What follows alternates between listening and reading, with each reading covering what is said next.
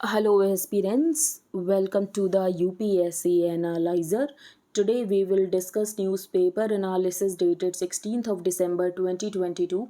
And if you are finding this analysis helpful, then please like, share and subscribe.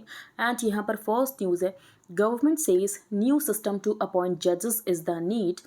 तो इस news में ये बताया गया है कि पेंडेंसी ऑफ केसेस बहुत ज़्यादा है, ह्यूज पेंडेंसी ऑफ केसेस, और इसके यहाँ पर दो रीज़न बताए गए हैं, वेकेंट पोस्ट ऑफ जजेस एंड दूसरा रीज़न है कि कोर्ट्स की वेकेशन बहुत लंबी होती है। और ये कहा गया है कि ये जो प्रॉब्लम है वेकेंट पोस्ट ऑफ जजेस की, इसको रिजॉल्व करने के लिए अपॉइंटमेंट्स को लेकर एक नया सिस्टम लाने की ज़रूरत है। तो अपॉइंटमेंट्स को लेकर एक नया सिस्टम लाया भी गया था।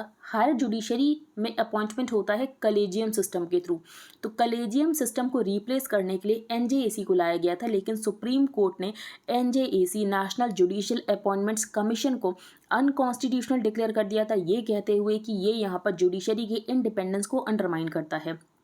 लेकिन यहाँ पर लॉ मिनिस्टर क्रिटिसाइज कर चुके हैं कलेजियम सिस्टम को। उनका ये कहना है कि collegium system alien to the constitution है, कलेजियम सिस्टम ओपेक है, इसमें ट्रांसपेरेंसी नहीं है, अकाउंटेबल नहीं है। Linking the huge pendency of cases in courts to vacant post of judges, Union Law Minister referring to the Supreme Court's collegium system of appointments to the higher judiciary told Rajya Sabha कि ये issue तब तक resolve नहीं होगा जब तक एक नया सिस्टम अपॉइंटमेंट्स को लेकर नहीं लाया जाता है। He also said there is a feeling among people of India कि कोर्ट्स की वेकेशन बहुत लंबी होती है and is not very convenient for justice seekers and it is his obligation and duty to convey the message और sense of this house to the judiciary. और बाकी इससे पहले कलेजियम सिस्टम को क्रिटिसाइज किया गया था कि कलेजियम सिस्टम ओपेक है and the vice president called the supreme court's 2015 judgment striking down the NJAC. तो 2015 में सुप्रीम कोर्ट ने एनजेएसी को स्ट्राइक डाउन कर दिया था, ये कहते हुए कि एनजेएसी यहाँ पर अनकॉन्स्टिट्यूशनल है और ये जुडिशरी की इंडिपेंडेंस को अंडरमाइन करता है।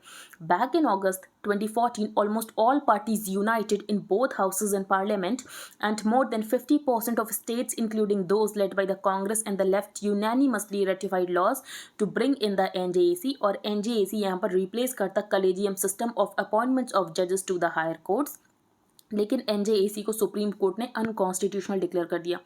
अगर आप ओरिजिनल कॉन्स्टिट्यूशन देखो तो ओरिजिनल कॉन्स्टिट्यूशन में यहाँ पर अपॉइंटमेंट्स को लेकर एग्जीक्यूटिव को प्राइमेसी दी गई थी, लेकिन कलेजियम सिस्टम आता है, कलेजियम सिस्टम का मेंशन आपको कॉन्स्टिट्यूशन में नहीं मिलेगा। कलेजियम सिस्टम जुडिशियल डिसीजंस के थ्रू इवॉल्व हुआ है, तो कलेजियम सिस्टम यहाँ पर जो प्राइमेसी है वो जुडिशरी को देता है अपॉइंटमेंट्स को लेकर। तो इस बात से ही यहाँ पर सरकार को प्रॉब्लम है कि जो प्राइमेसी होनी चाहिए ये यहाँ पर एग्जीक्यूटिव की होनी चाहिए, ना कि जुडिशरी की। If you look at the provisions of the Constitution, the process of appointments was the right of the government with the consultation of the court. This changed after 1993. तो हमने एक आर्टिकल डिस्कस किया था NJAC को लेकर, जिसमें हमने ये डिस्कस किया था कि जुडिशरी की ही प्राइमेसी क्यों ज़रूरी है और एग्जीक्यूटिव की प्राइमेसी क्यों नहीं होना चाहिए। और ये जो पूरा सिस्टम था जो यहाँ पर कॉन्स्टिट्यूशन में मेंशन था कि एग्जीक्यूटिव की प्राइमेसी होगी, ये सब कुछ यहाँ पर ठीक ठाक चल रहा था। लेकिन फिर यहाँ पर इंदिरा गांधी की सरकार आती है और इंदिरा गांधी यहाँ पर बेसिकली क्या करती हैं, वो यहाँ पर सुपर कर देती हैं, जिसकी वजह से यहाँ पर जुडिशरी का भरोसा ही खत्म हो गया एग्जीक्यूटिव से, और उसके बाद यहाँ पर कलेजियम सिस्टम को लाया जाता है। बाकी यहाँ पर ये बताया गया है कि जो पेंडेंसी ऑफ केसेस है बहुत ज़्यादा है, इट वाज नियरिंग 5 करोड़ और यहाँ पर 4.90 करोड़ पहुँच चुका है। बाकी फर्स्ट पेज पर कोई इंपॉर्टेंट न्यूज़ नहीं है, तो हम चलते हैं आगे। After acid attack on teen, notice sent to Flipkart Amazon, क्योंकि बेसिकली जो एसेट खरीदा गया था ये फ्लिपकार्ट से खरीदा गया था।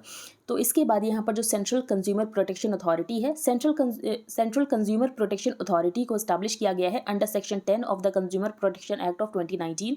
तो सेंट्रल कंज्यूमर प्रोटेक्शन अथॉरिटी को इस्टेब्लिश किया गया है under section 10 of the consumer protection act of 2019, और ये empowered to act against companies जहां पर हजार्डियस गुड्स की सेल हो रही है।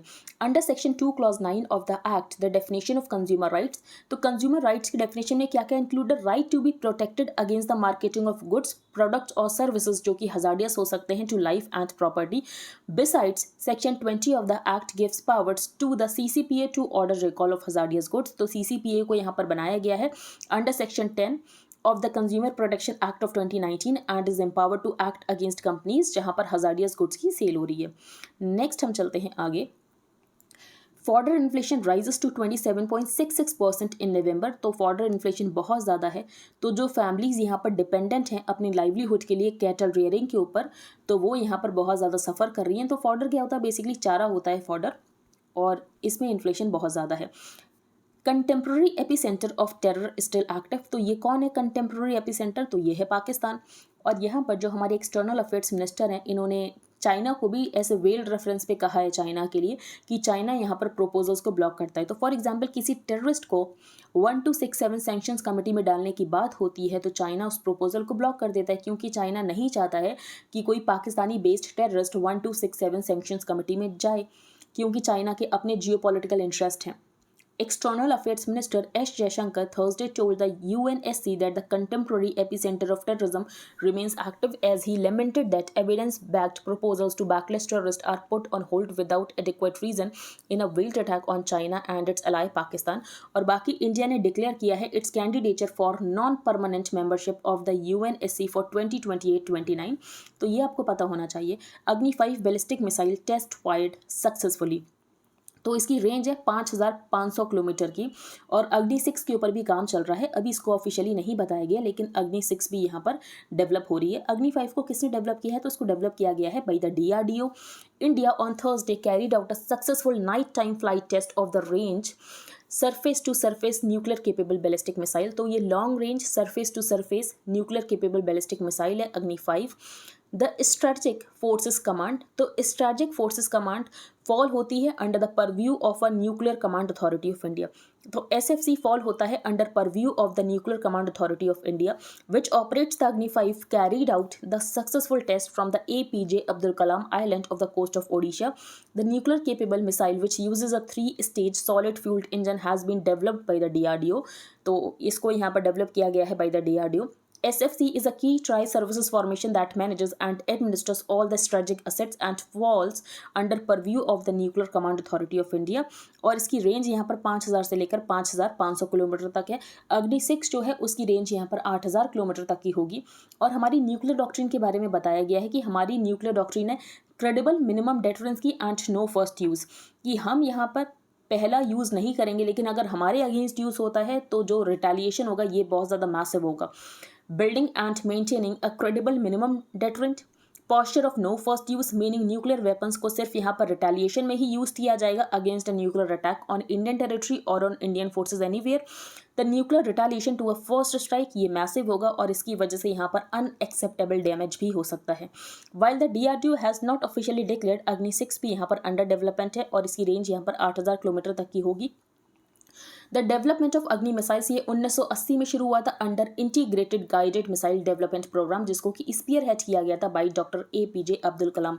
तो यहाँ पर हमने अग्नि 5 के बारे में डिस्कस किया है, जो कि long range surface to surface missile है और इसकी यहाँ पर जो रेंज है ये बहुत ज़्यादा है, 5500 किलोमीटर है। फिर हमने यहाँ पर स्ट्रेटेजिक फोर्सेस कमांड के बारे में डिस्कस किया, जो कि फॉल होती है under the purview of the nuclear command authority of India. Then हमने न्यूक्लियर डॉक्ट्रिन के बारे में डिस्कस किया, जो कि 2003 में पब्लिश की गई थी और उसमें बात की गई थी क्रेडिबल मिनिमम डेटरेंस की, कि इंडिया यहाँ पर क्रेडिबल मिनिमम डेटरेंस को अचीव करेगा एंड नो फर्स्ट यूज़, कि पहला यूज़ हम नहीं करेंगे, लेकिन अगर हमारे अगेंस्ट न्यूक्लियर अटैक होता है तो न्यूक्लियर रिटेलिएशन यहाँ पर होगा और ये बहुत ज़्यादा मैसिव होगा। नेक्स्ट है toll at least 26 struck by biggest hooch tragedy. तो हूच क्या होता है? तो हूच बेसिकली जो इलिसिट क्वालिटी की शराब होती है, जो अवैध शराब होती है, जिसको पीकर यहाँ पर जान भी चली जाती है। तो बिहार में जो लिकर है ये बैन है और उसके बाद यहाँ पर लोग अवैध शराब पीते हैं और जिसकी वजह से उनकी यहाँ पर जाने जा रही हैं। बहुत केसेस आते हैं बिहार में ऐसे। तो struck by biggest hooch tragedy since liquor ban Bihar forms SIT। यहाँ पर एक बात बताई गई है थोरासिक एओर्टिक एन्यूरिज्म की। अब क्या होता है थोरासिक एओर्टिक एन्यूरिज्म में?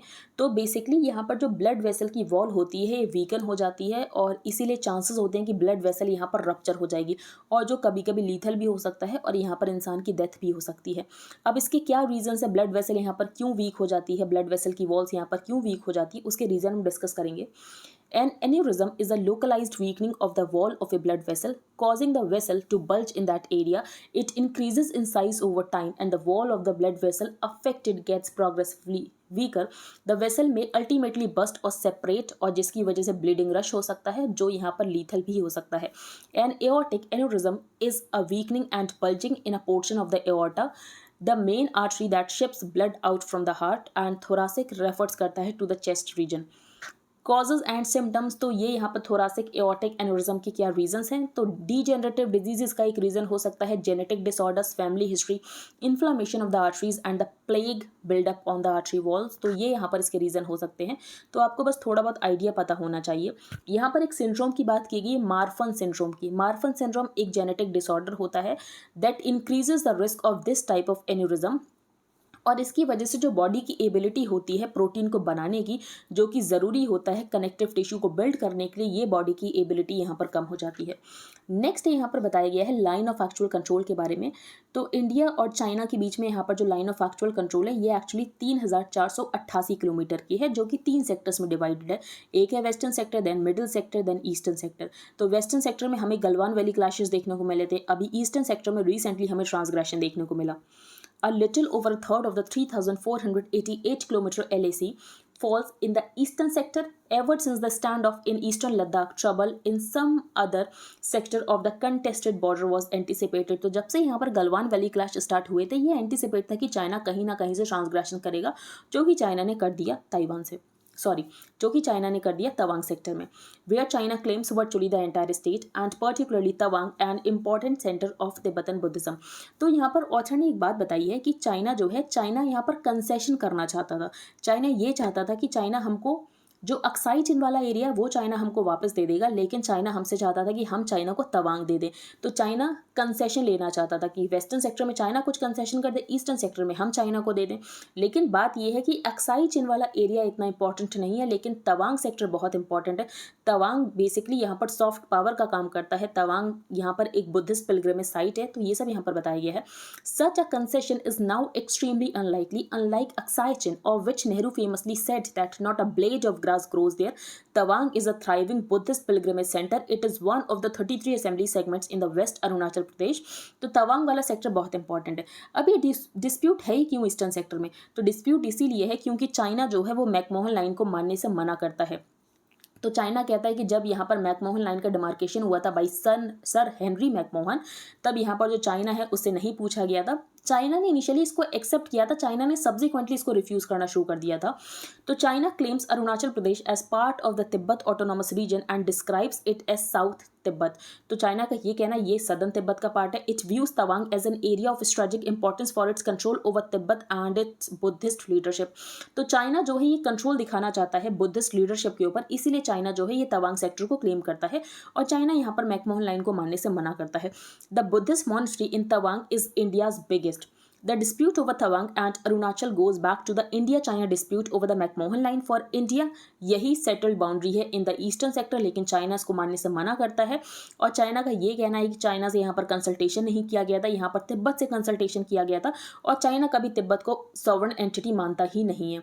तो it was a line imposed by the British Indian administration after an agreement with Tibet, never a sovereign entity in its view. तो बेसिकली ये जो यहाँ पर लाइन को डिमार्केट किया गया था, यहाँ पर बात की गई थी, जो यहाँ पर ब्रिटिश इंडियन एडमिनिस्ट्रेशन था और जो तिब्बत था, तो चाइना का ये है कहना है कि इंडिया जो तिब्बत है ये तो कभी सॉवरन एंटिटी था ही नहीं, तो हम इसको क्यों माने। तो यहाँ पर वैसे चाइना प्रेजेंट था, चाइना के रिप्रेजेंटेटिव्स प्रेजेंट थे, लेकिन चाइना इस बात को मानने से इनकार करता है, और जिसकी वजह से डिस्प्यूट है। बाकी चाइना ने यहाँ पर कंसेशन की बात की थी कि China McMahon Zhao suggested to Nehru that China might accept the McMahon line if India accepted the Chinese control of Aksai Chin. तो पहले हमें ये ऑफर दिया गया कि हम चाइना का जो कंट्रोल अक्साई चेन का, इसको हम यहाँ पर एक्सेप्ट कर लें। इंडिया ने ऑफर को रिजेक्ट कर लिया। फिर चाइना यहाँ पर बात करने लग गया कंसेशन की। अब कंसेशन में इनका ये कहना था कि हम आपको थोड़ा वेस्टर्न सेक्टर दे देंगे, आप हमको थोड़ा ईस्टर्न सेक्टर दे दो। In the 1962 war Tawang was where India suffered its worst defeat, the psychological scars of which the Indian army still carries, according to Menon.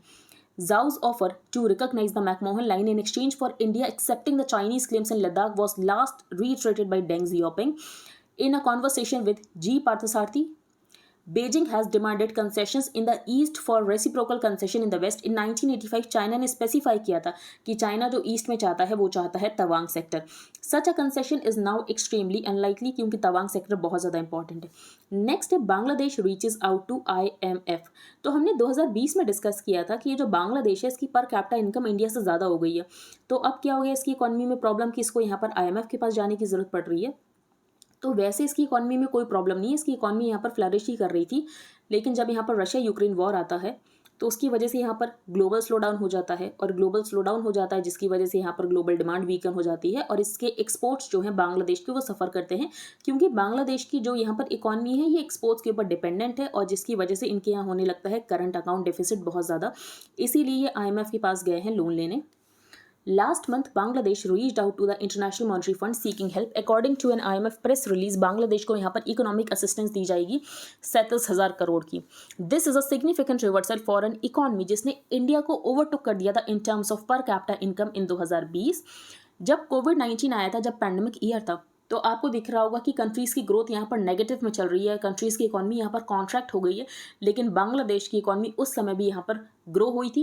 The economy of Bangladesh actually grew during this period. Its GDP grew by 3.4% in 2020, by 6.9% in 2021, and it is expected to grow by 7.2% in 2022. The IMF states that Bangladesh's robust economic recovery from the pandemic has been interrupted by Russia's war in Ukraine. और जब यहाँ पर Russia war शुरू होता है तो उसके बाद जो यहाँ पर ग्लोबल इकॉनमी है इसमें हमें स्लो डाउन देखने को मिलता है, और यहाँ पर डिमांड वीकन हो जाती है, जिसकी वजह से यहाँ पर एक्सपोर्ट्स सफ़र करते हैं। Rapid decline of foreign exchange reserves, inflation rise होने लगता है और ग्रोथ यहाँ पर स्लो होने लगती है। तो बांग्लादेश में inflation spiked to uncomfortable levels as all kinds of commodities जैसे कि फूड, फर्टिलाइजर, फ्यूल, सबके प्राइस यहाँ पर बढ़ गए। Bangladesh current account balance has gone into deficit both in absolute terms as well as percentage of the GDP। Bangladesh has typically been hugely dependent on its export earnings. तो बांग्लादेश यहाँ पर export earnings के ऊपर बहुत ज़्यादा डिपेंडेंट है, लेकिन एक्सपोर्ट्स यहाँ पर सफ़र कर गए, जिसकी वजह से यहाँ पर बांग्लादेश का जो फॉरेक्स है वो कम होने लग गए। Bangladesh currency weekend partly under the pressure of the search in the US dollar. तो यहाँ पर US डॉलर जो है ये लगातार स्ट्रांग हो रहा है, तो बांग्लादेश की करेंसी यहाँ पर वीक हो रही है। तो जैसा यहाँ पर इंडिया की करेंसी डिप्रिशिएट हो रही थी, वैसे यहाँ पर बांग्लादेश की करेंसी भी डिप्रिशिएट हो रही थी। अ वीकर टका further aggravated the inflationary spiral because all imports become costlier. तो जब आपकी करेंसी डिप्रिशिएट होती है तो आपके एक्सपोर्ट्स तो यहाँ पर चीप दिखने लगते हैं, लेकिन आपके इंपोर्ट्स हो जाते हैं कॉस्टली। वही यहाँ पर बांग्लादेश के साथ हुआ। How will IMF assistance help? तो ये कैसे हेल्प करेगा? तो बेसिकली क्वेश्चन की तरीके से एक प्रोवाइड कर देगा टू बांग्लादेश इकॉनमी, क्योंकि बांग्लादेश यहाँ पर इकोनॉमिक डिस्ट्रप्शंस को फेस कर रहा है। तो बांग्लादेश जो है ये यहाँ पर बनने वाला है लीस्ट डेवलप्ड कंट्री स्टेटस से, और ये अचीव करने वाला है मिडिल इनकम स्टेटस बाय 2021। तो ज़रूरी है कि ये अपने पास सक्सेस के ऊपर बिल्ड करे। स्पीकिंग ऑफ चाइना, एक भी इंपॉर्टेंट पॉइंट नहीं, इस आर्टिकल को हम डिस्कस नहीं करेंगे। लाइक अ हॉक, तो यहाँ पर ये बताया गया है कि जो US फेडरल रिजर्व है ये अपने इंटरेस्ट रेट को और ज़्यादा इंक्रीज करने वाला है, क्योंकि ऐसे हमें सिग्नल्स दिख रहे हैं। US Fed hikes rates, signals more will follow. तो policy makers in India must be mindful of risk to macro economic stability. तो इससे क्या हो सकता है? इसकी वजह से ये हो सकता है कि इंडिया से कैपिटल फ्लाइट होगी, और इसके अलावा दूसरा ये हो सकता है कि जो हमारी करेंसी ये डिप्रिशिएट हो जाएगी। तो ये दो कॉन्सिक्वेंसेस हो सकते हैं। कोटा अगेन, तो बेसिकली यहाँ पर ये बताया गया कि राजस्थान के कोटा में यहाँ पर स्टूडेंट्स जो हैं सुसाइड कर रहे हैं। तो बेसिकली हम एज अ सोसाइटी फेल हो रहे हैं कि हमारे जो बच्चे हैं वो सुसाइड कर रहे हैं। इसके क्या रीज़न? तो बच्चों के ऊपर प्रेशर बहुत ज़्यादा होता है। जो एजुकेशन सिस्टम है हमें उसको इवॉल्व करने की ज़रूरत है। उसके लिए नेशनल एजुकेशन पॉलिसी को लाया गया है, लेकिन नेशनल एजुकेशन पॉलिसी को भी इंप्लीमेंट करने में टाइम लगेगा। But this is a larger problem that goes beyond quota and the pressure cooker atmosphere created in coaching centers. The combination of a large population of young people, aspiration सबकी यहाँ पर बहुत ज़्यादा, economy में इतनी jobs नहीं है, opportunities यहाँ पर श्रिंक हो रही हैं, तो एक पब्लिक हेल्थ क्राइसिस क्रिएट हो गई है। The national crime records bureaus accidental deaths and suicide in India report 2021 released in August this year shows that number of students death by suicide ये इंक्रीज हुआ था बाई 4.5% इन 2021। तो यहाँ पर बहुत सारे सॉल्यूशंस प्रपोज किए गए हैं। कुछ सॉल्यूशंस जैसे कि यहाँ पर बात की गई है इंडियन इंस्टीट्यूट ऑफ साइंसेस की, जिसने ये कहा कि हम यहाँ पर सीलिंग फैंस को ही रिप्लेस कर देंगे। तो जैसे कि स्टूडेंट यहाँ पर सुसाइड नहीं करेंगे तो वो यहाँ पर कोई पॉइजनस सब्सटेंस भी ले सकते हैं। स्टूडेंट टीचर रेशियो को यहाँ पर हेल्दी बनाया जाएगा। It is painfully evident that the failure to address the larger issue of a punishing education system that is simply not design to support young minds. तो हमारा एजुकेशन सिस्टम ऐसा नहीं है जो कि यहाँ पर यंग माइंड को सपोर्ट करता है या तो उनको प्रिपेयर करता है for today's economic realities continues. The vision content in the new education policy 2020, तो ये यहाँ पर एकेडमिक फ्लेक्सिबिलिटी को प्रोवाइड करता है। जो स्टूडेंट्स हैं उनके ऊपर प्रेशर को कम करता है, लेकिन थोड़ा टाइम लगेगा इसको यहाँ पर रियलाइज करने के लिए। नेक्स्ट है being Indian the SRK way, important नहीं है। नेक्स्ट यहाँ पर मेसी इंपॉर्टेंट नहीं है।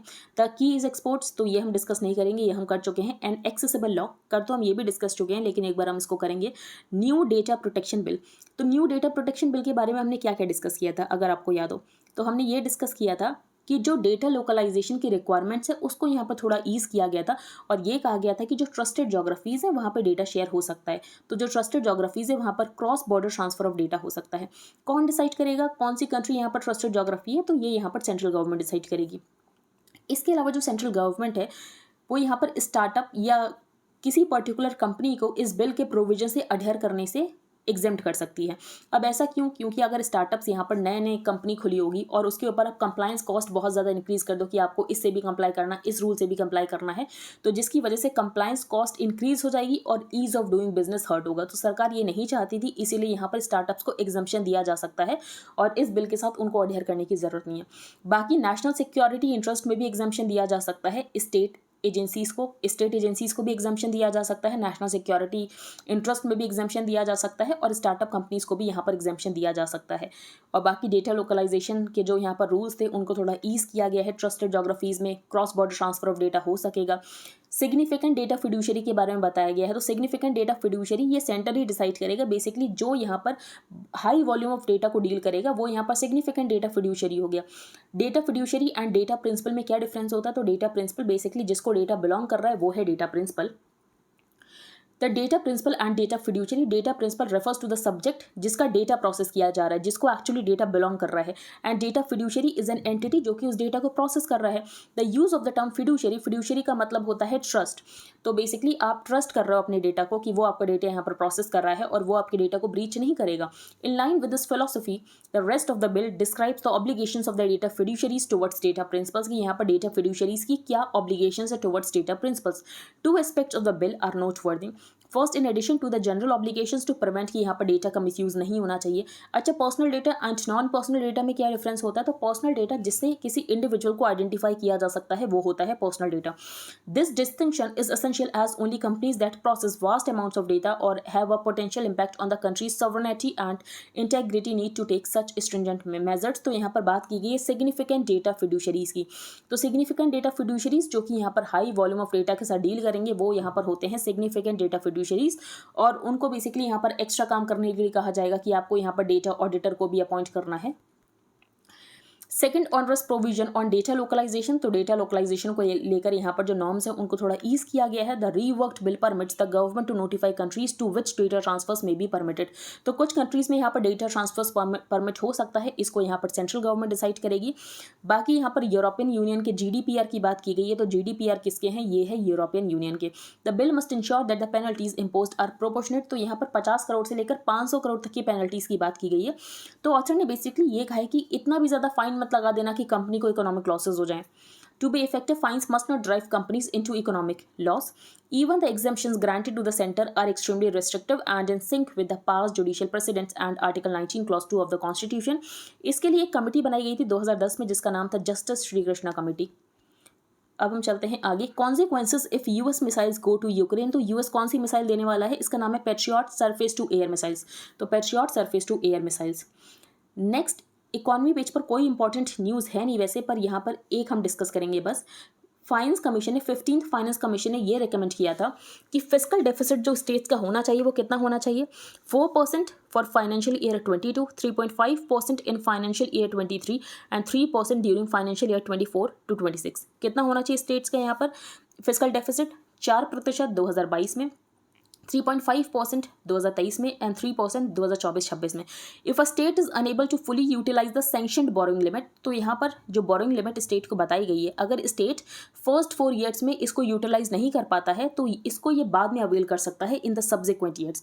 तो it could avail the unutilised borrowing amount in subsequent years. तो ये यहाँ पर 15th फाइनेंस कमीशन की रिकमेंडेशन थी। The centre will set the borrowing limit for states in financial year 24 at 3.5% of GSDP, जिसमें से जो 50 बेसिस पॉइंट्स हैं, जो 0.5 है, ये यहाँ पर लिंक है टू पावर सेक्टर रिफॉर्म्स की। अगर आप यहाँ पर पावर सेक्टर रिफॉर्म्स करोगे तभी आप यहाँ पर इतनी बोरोइंग और कर सकते हो 0.5% की। While some states have demanded a higher ceiling for the next year, लेकिन सेंटर यहाँ पर अपने फिस्कल कंसोलिडेशन पाथ को लेकर स्टिक रहने वाला है और यहाँ पर हायर सीलिंग नहीं दी जाएगी स्टेट्स को। द रिफॉर्म्स इंक्लूड, अब पावर सेक्टर रिफॉर्म्स में क्या करने हैं, तो यहाँ पर जो डिस्कॉम्स हैं बहुत ज़्यादा सफ़र कर रही हैं, इसके क्या रीजंस हैं, तो ऑपरेशनल लॉसेस बहुत ज़्यादा हैं, तो ऑपरेशनल लॉसेस को कम करना है, रेवेन्यू गैप को कम करना है, payment of cash subsidy by adopting direct benefit transfer and tariff subsidy as percentage of revenue, तो अगर ये रिफॉर्म्स किए जाएंगे तो 0.5% और आपको यहाँ पर लिमिट दे दी जाएगी। तो extra annual borrowing worth 0.5% of GSDP was recommended for states during the first 4 years upon undertaking power sector reforms, तो ये यहाँ पर है। और बाकी DWG talks under India's G20 presidency conclude, तो डेवलपमेंट वर्किंग ग्रुप किस बारे में बात की गई, लाइफ के बारे में, लाइफ स्टाइल फॉर इन्वायरमेंट की हमारा जो यहाँ पर बिहेवियर होना चाहिए ये होना चाहिए इन्वायरमेंटल कॉन्शियस। डिजिटल सोल्यूशंस को लेकर बात की कि इंडिया खुद को प्रेजेंट करना चाहता है कि हम यहाँ पर डिजिटल सोल्यूशन के लीडर हैं और इंटरनेट गवर्नेंस को आप कैसे इंप्लीमेंट कर सकते हो। तो आज की न्यूज़पेपर में बेसिकली इतना ही था। अगर आपको इंडियन एक्सप्रेस का हाईलाइटेड पोर्शन चाहिए plus static portion related to every topic, तो आप इसको बाय कर सकते हो। इसके लिए आपको क्या प्रोसीजर फॉलो करना है, तो सबसे पहले आपको अपने टेलीग्राम अकाउंट का एक यूज़र नेम रखना है, then you have to change your privacy settings, for that आपको सेटिंग्स में जाना है, then privacy and security, then groups and channels, who can add me to the group chats, वहाँ पर आपको एवरीबडी चूज करना है। You can pay via UPI to the mentioned UPI ID and then you have to send payment proof along with your Telegram user ID to the mentioned email ID। Second program है current affairs mentorship programme, जिसमें current affairs को detail में cover किया जा रहा है। आपको in depth understanding मिलेगी, करंट अफेयर्स को सेवरल सोर्सेज से कवर किया जा रहा है। आपको डेली लेक्चर्स मिलेंगे, आपको डेली PDFs मिलेंगे, आपको डेली क्विजेस मिलेंगे, पर्सनल डाउट क्लियरिंग सेशंस होंगे और इसका जो प्राइस है वो है 2000 रुपीज़ पर मंथ। अगर आप इंटरेस्टेड हो then you can make payment via UPI to the mentioned UPI ID and then you have to send your name, email ID, Telegram ID, proof of payment to the mentioned email ID। Wait for some time to get added to the premium group, जहाँ पर आपको daily link मिलेंगे for the videos. अब हम एक बार revise कर लेते हैं। तो फर्स्ट पेज पर हमने डिस्कस किया था कि जो पेंडेंसी ऑफ केसेज है बहुत ज़्यादा है और इसके पर्टिकुलरली 2 रीज़न है। पहला रीज़न ये है वेकेंट पोस्ट ऑफ जजेस और दूसरा रीज़न ये है कि कोर्ट्स की वेकेशन बहुत लंबी होती है। तो यहाँ पर ये सजेस्ट किया गया है कि ये जो कलेजियम सिस्टम है यहाँ पर नए सिस्टम को इवॉल्व करने की ज़रूरत है और कलेजियम सिस्टम को रिप्लेस करने की ज़रूरत है। तो इसके बारे में यहाँ पर बताया गया। फिर यहाँ पर NJAC के बारे में हमने डिस्कस किया। नेक्स्ट हमने यहाँ पर डिस्कस किया था कंज्यूमर प्रोटेक्शन अथॉरिटी। तो सेंट्रल कंज्यूमर प्रोटेक्शन अथॉरिटी को स्टैब्लिश किया गया था under section 10 of the consumer protection act of 2019। Next हमने फॉरेन इन्फ्लेशन को डिस्कस किया। UNSC में 2028-29 के लिए इंडिया ने अपना कैंडिडेचर को अनाउंस किया है। फिर हमने अग्नि 5 के बारे में डिस्कस किया, स्ट्रेटेजिक फोर्सेस कमांड के बारे में डिस्कस किया, जो कि फॉल होती है under the purview of the nuclear command authority of India, और इंडिया की न्यूक्लियर डॉक्ट्रिन 2003 की, जिसमें हम क्रेडिबल डिटरेंस की बात करते हैं, क्रेडिबल मिनिमम डिटरेंस, और दूसरी यहाँ पर हम बात करते हैं नो फर्स्ट यूज़ की। फिर हमने हूज के बारे में डिस्कस किया। हूज क्या होती है, बेसिकली अवैध शराब।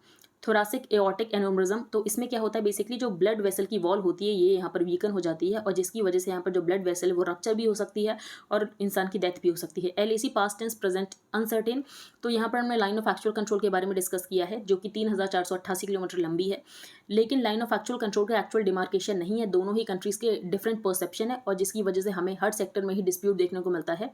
मिडिल सेक्टर में डिस्प्यूट थोड़ा कम है, लेकिन मिडिल सेक्टर में भी डिस्प्यूट है।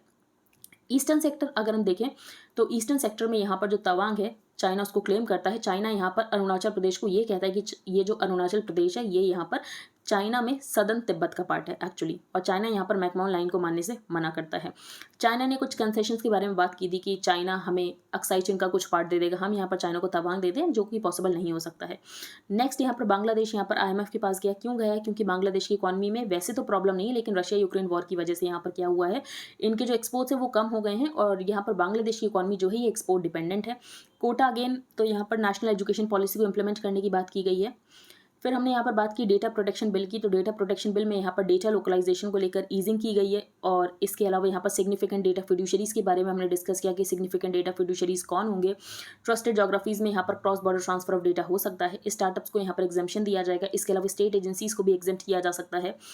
फिर हमने यहाँ पर डेटा फिड्यूशरीज कौन होते हैं एंड डेटा प्रिंसिपल कौन होता है and justice VN Sri Krishna committee के बारे में डिस्कस किया। नेक्स्ट हमने Patriot surface to air missiles के बारे में डिस्कस किया एंड इकॉनमी पेज पर यहाँ पर सेंटर बोरिंग लिमिट सेट कर रहा है for states in financial year 24 at 3.5% of GSDP, जिसमें से 0.5% लिंक होगा टू पावर सेक्टर रिफॉर्म्स। तो आई होप सब कुछ आपको क्लियर हो गया हो। अगर आपका कोई भी डाउट हो तो आप टेलीग्राम ग्रुप पर पोस्ट कर सकते हो। If you liked the video then please like share and subscribe. Thank you and have a nice day.